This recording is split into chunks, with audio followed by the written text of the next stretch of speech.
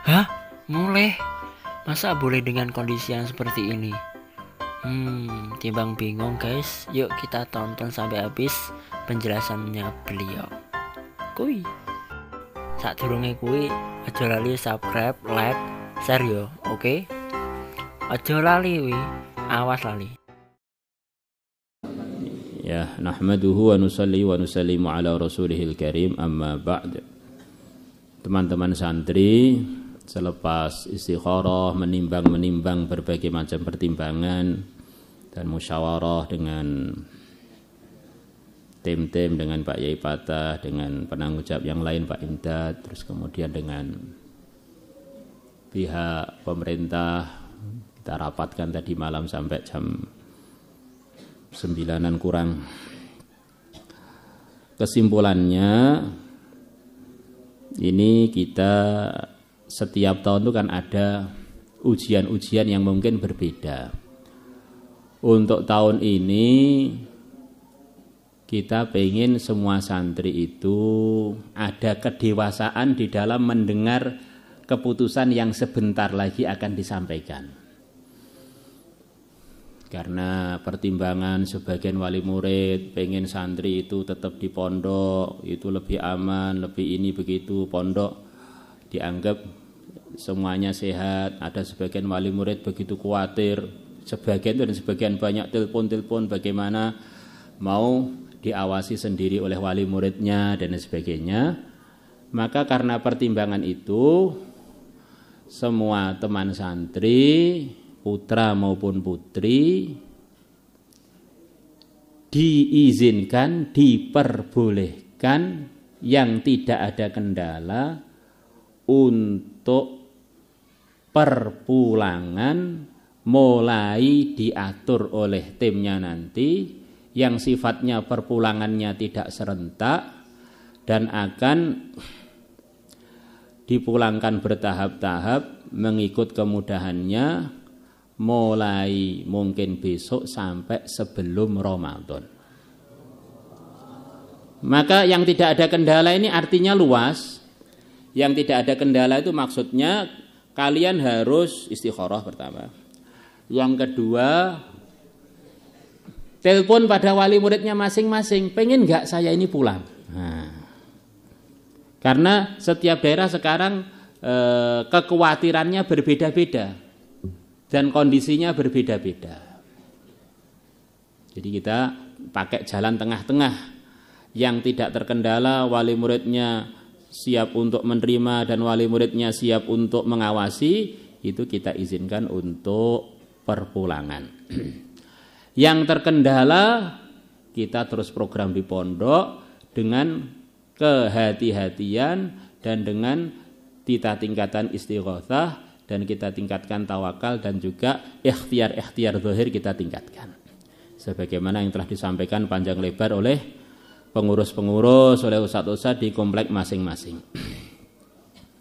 Kemudian yang terkendala itu termasuk juga dari yang sekian banyak orang, seribuan santri foreign yang dari 12 negara lebih, itu juga rata-rata anak-anak foreign itu negaranya tidak menerima kepulangan mereka. Maka anak-anak foreign berarti kurang lebihnya, kecuali negara yang khusus, tidak ada perpulangan. Kemudian begitu juga zona-zona merah, yang sementara ini mereka sendiri pemerintahan setempat memang tidak siap untuk menerima, yaitu seperti daerah Aceh katanya nggak siap menerima, kemudian daerah Padang nggak siap menerima, kemudian daerah Jambi nggak siap menerima. Keputusan resmi dari pemerintah mereka, semua yang sedang melancong ke luar daerah tidak diterima mudik di kampungnya masing-masing di provinsi-provinsi yang barusan disebutkan, itu setahu kami. Begitu juga yang daerah Jabodetabek, itu kemungkinan besar juga tidak mengizinkan orang-orang dari luar walaupun kita pelajar untuk pulang ke sana. Maka karena ada kendala-kendala begitu itu, tidak semua pengumuman ini berlaku untuk setiap santri. Untuk yang tidak terkendala, maka yang terkendala tidak boleh dipaksakan. akhirnya nanti jadi malah nggak sampai ke rumah. Bisa dipahami ya? Ini penting. Jadi kita berharap nanti santri itu dengar begini ini, mikir dengan cerdas, mikir dengan istikharah, saya ini baiknya pulang apa tidak? Karena pelajaran akan terus kita teruskan dengan mengelola teman-teman santri yang tidak pulang. Dan yang pulang arahannya begitu itu hanya daerah-daerah yang tidak terkendala. Kalau daerah yang tidak terkendala lebih banyak, ya ahlan wa sahlan. Kalau yang terkendala lebih sedikit, juga ahlan wa sahlan. Kesimpulannya kami membolehkan, mengizinkan untuk kepulangan dimulai dari besok sampai menjelang Ramadan. Kemudian amalan-amalan harian yang telah kalian dapatkan yaitu ayat hifzi, kemudian setiap lepas sholat hari-hari ini ada doa-doa khusus untuk penjagaan kalian teruskan, dan berjemur kalian teruskan, terus dengan teman-teman renggang-renggang 1 meter atau 10 meter juga ahlan wa sahlan. Nah, itu diteruskan kehati-hatian itu. Terus nanti kalau sampai ke rumah, ini terutama bagi santri-santri yang baru pulang, jangan kaget kalau orang kampungnya kadang-kadang khawatir, akhirnya kita perlu ngisolasi diri 2 mingguan, 2 Jumatan di rumah, nggak usah keluar kemana-mana, semuanya dikerjakan di rumah. Selepas orang kampung hilang was-wasnya kita baru keluar, ahlan wa sahlan. Keluar pun dibatasi biar kita tidak masuk dalam bahaya-bahaya. Bisa dipahami ya? Karena kemarin ada teman-teman pulang ke rumah di daerah dekat-dekat sini, dianggap dia ini baru safar, pulang ke rumah, begitu masuk masjid, semua orang di masjid lari tunggang langgang karena ini beneran, ini cerita beneran. Nah, gitu. Tadi malam juga ada orang mau pulang ke rumah sehat walafiat, dicek kesehatan sehat walafiat, orang Madiun baru pulang dari negeri jauh, sudah lockdown, sudah periksa ke dokter selengkap semua. Dia telepon keluarganya mau pulang, seluruh keluarganya ngungsi semua dari rumahnya. Istri-istrinya ngungsi. Nah, akhirnya bingung gimana ini kok orang jadi ketakutan semua. Nah, maka kalian harus dewasa, terutama santri-santri yang belum terlalu gede itu, baru gede itu, santri baru gede. Santri-santri utara atau santri-santri putri nggak pernah gede. Kecil terus ya. Itu nelpon dulu, jangan pakai baper, tapi pakai kenyataan. Saya ini pulang itu diterima enggak oleh keluarga? Gimana itu? Telepon dulu semuanya. Jadi akhirnya pihak pondok juga enak, semua yang di pondok dengan kesadaran semangat, yang pulang juga memang walinya, kemudian pemerintahan setempat juga bisa menerima dengan sebaik-baiknya. Kita nanti akan koordinasi dengan kepolisian itu untuk bis-bisnya itu bisa sampai ke tempat tujuan tentu saja yang tidak istilahnya sekarang mungkin zona-zona merah itu. Kurang lebih begitu, paham? Kemudian di setiap daerah kondisi kekhawatiran masyarakat itu beda-beda. Mungkin di sebagian daerah sampai sholat jamaah pun nggak ada di masjid, sholat Jumatan pun nggak ada di masjid. Maka santri-santri jangan bikin ngejos yang tidak bermanfaat.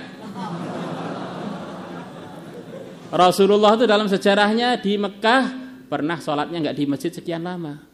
3 hari sebelum beliau wafat, 3 hari penuh sholatnya nggak di masjid karena beliau ada uzur, yaitu sakit keras. Padahal rumah beliau dengan masjid gandeng, rumah Sayyidah Aisyah. Enggak Jumatan gimana Pak, tempat saya ini sehat-sehat aja. Pokoknya kamu ikuti kondisi masyarakat setempat bagaimana. Ini dianggap ada uzur oleh para ilmuwan, dianggap ada uzur. Ini urusan ini sepakat. Daerah-daerah yang sudah enggak berani Jumatan kalian jangan nyalahkan. Karena perasaan orang yang khawatir ini wabah ini benar-benar mengerikan. Kok wabah mengerikan? Kita ini sudah berangkat Jumatan ke masjid, laki-laki ya sudah berangkat Jumatan. Tengah-tengah berangkat atau sudah sampai tempat tiba-tiba perus mules loh. Kita diizinkan, malah nek perlu diwajibkan keluar dari masjid, kalau enggak bonjol di masjid toh. Padahal risikonya berak di masjid paling apa ya, paling kotor semua. Ini kalau wabah ini perasaan orang-orang itu lebih dari itu, bisa copot nyawanya gitu.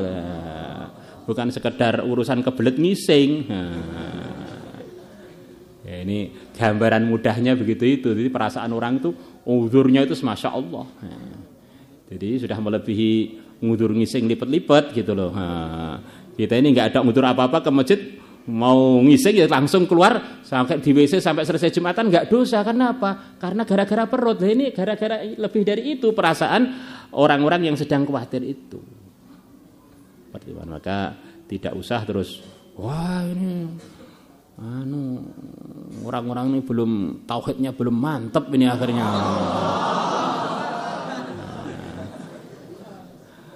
Mantap mana melebihi Sayyidul Anbiya, arahan Sayyidul Anbiya, idza sami'tum fil ardi waba'an fala taqdumu ilaiha wa idza antum fiha fala takhruju minha wa kama ja'a fil hadits. Kalau kalian mendengar di satu daerah ada wabah penyakit di sana, janganlah ke sana, yang sudah di sana janganlah keluar dari sana. Yang mana ini jadi dalilnya para ilmuwan Islam, dalilnya mengisolasi diri begitu itu biar tidak saling secara asbab saling tular menularkan. Jadi yang ngajari lockdown itu justru Rasulullah sendiri. Pimpinannya orang yang bertauhid. Tidak ada penyakit menular, itu adalah tertib keyakinan. Kemudian hidupnya hati-hati, itulah tertib ikut yang mulia Nabi besar Muhammad SAW.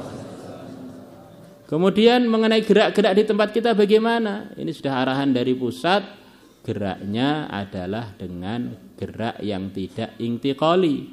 Telepon bisa, surat bisa, doa bisa, taklim dengan keluarga bisa.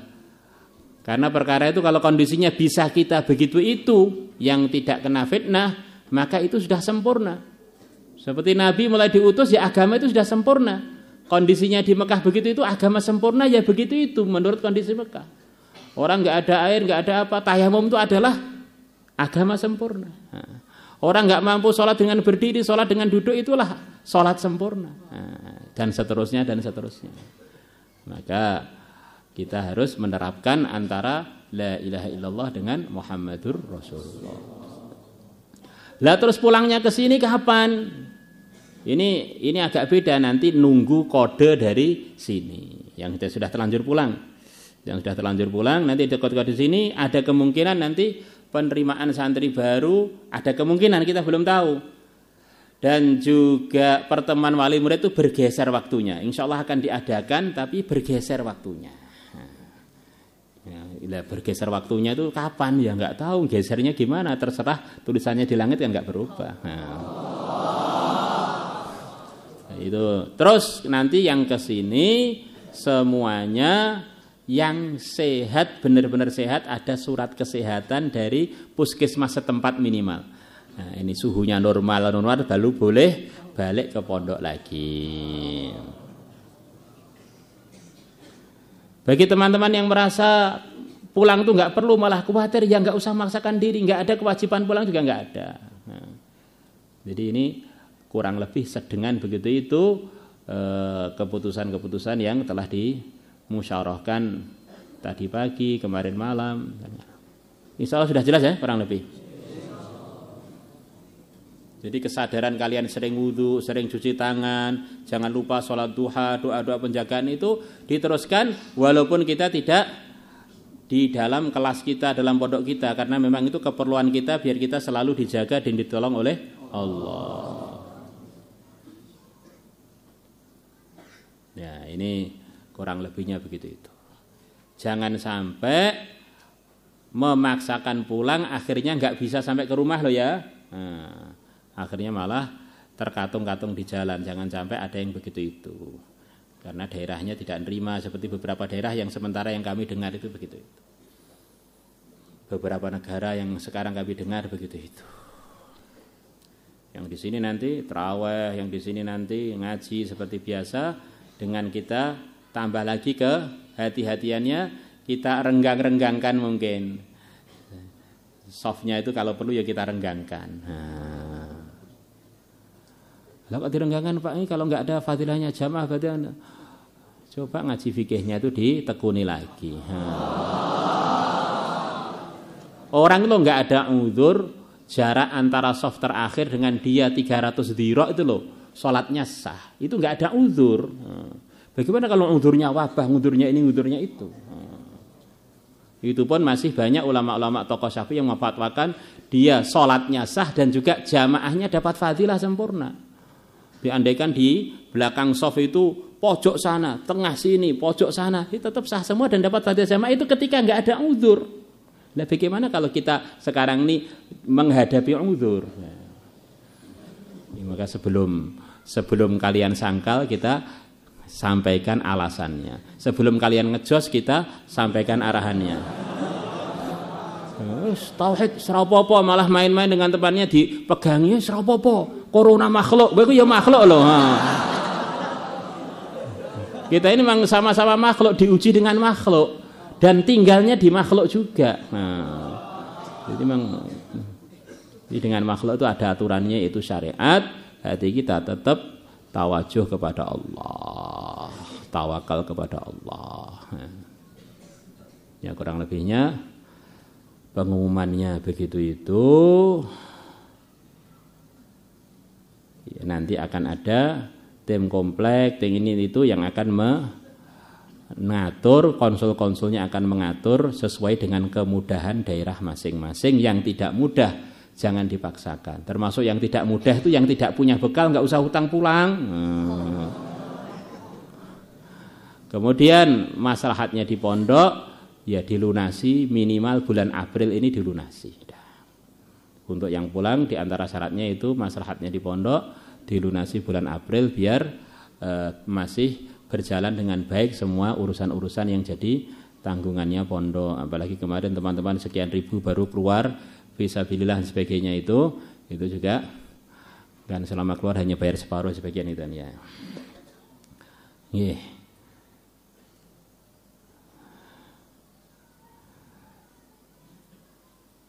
Kemudian nanti sampai ke rumah, kehati-hatiannya nggak usah salaman dengan orang tua. Darurat. Selepas 14 hari baru salaman. Kadang-kadang kita ini kan dari daerah Arabi, dari daerah desa gitu loh, nggak paham. Nanti orang tua lihat ini sekarang saya masih mengasah ilmu, belum boleh pegangan sebelum 14 hari. Biar benar-benar kita selamat, orang tua kita selamat. Dengan sopir, dengan teman-teman di jalan, sementara nggak usah begitu dulu.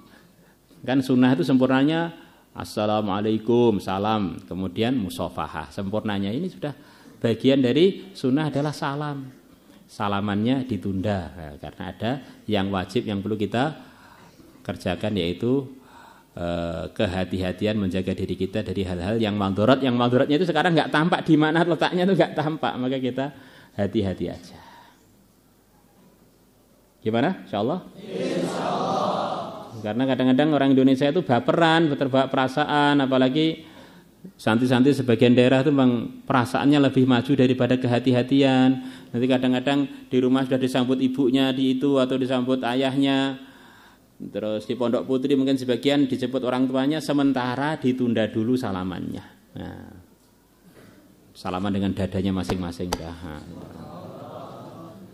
Ini kehati-hatiannya begitu, dah. Orang hati-hati itu bagus biar santri ini juga jadi contoh untuk dirinya dan untuk masyarakatnya. Mondok di Magetan ternyata ngajarkan hakikat dan syariat, bukan ngajarkan ngejos tok, enggak ada syariatnya atau syariat tok, enggak ada tauhidnya, tidak begitu. Itu semuanya dikerjakan dengan baik, akhirnya agama Islam terwujudkan di dalam kehidupan, akhirnya jadi indah, akhirnya dapat hidayah dan jadi asbab hidayah. Begitu? Nah, ya kalian mulai lepas ini bisa telepon pada orang tuanya, saya ini kepulangannya diharapkan enggak sih? Nah,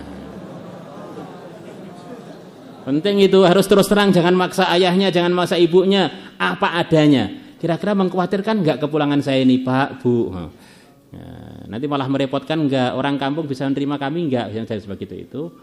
Untuk kehati-hatian semuanya. Assalamualaikum warahmatullahi wabarakatuh. Salatullah